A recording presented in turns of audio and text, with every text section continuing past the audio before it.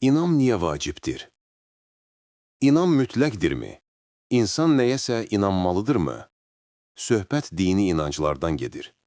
Bu sual sadə görünsə də, insan həyatının ən əsas məsələlərindən biridir. İnsanın zəifliyi. İnsan uçsuz-bucaqsız kainat qarşısında çox zəifdir. Hətta nəinki uçsuz-bucaqsız kainat. Zəlzələ, daşqın, sel və yanğın kimi təbii fəlakətlər qarşısında heç bir gücü yoxdur. Bu cür çətin anlarda insanın daxili gücə, sabitliyə ehtiyacı olur. Bu sabitliyi isə adətən inam, yəni dini inanc təminidir. İnamsız insan belə sınaqlar qarşısında tez ruhdan düşür, hətta ümidsizliyə qapılır. Ümidsizlik isə bir çox fəsadlara yol açır. İnamsızlıq nəyə aparır? Əgər insan Allaha və onun kitabına inanmasa, bu boşluğunu başqa şeylərlə doldurmağa çalışacaq.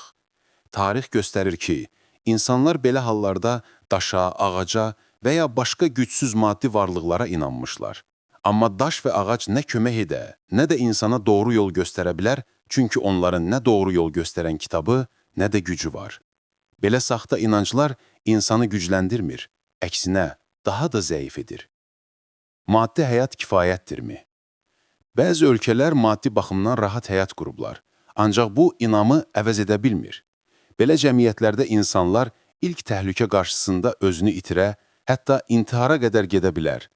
Çünki maddi imkanlar mənəvi boşluğu doldurmur. İnsanı çətinliklər qarşısında daha da zəif edir. Çətinlik isə insan həyatında mütləq baş verəcək. İnamın faydası. İnam insana güc verir. O, insanı çətinlik qarşısında sabit saxlayır, psixoloji sarsıntılardan qoruyur və ruhən möhkəmləndirir. Ən əsası isə, İnam insanı mənasızlıqdan, ümidsizlikdən xilas edir. Qurana əsaslanan inam isə insana yalnız daxili güc yox, həm də doğru həyat qaydaları təqdim edir. Nəticə, insanı tam imansız etmək mümkün deyil. O mütləq nəyəsə inanacaq. Amma seçim çox vacibdir.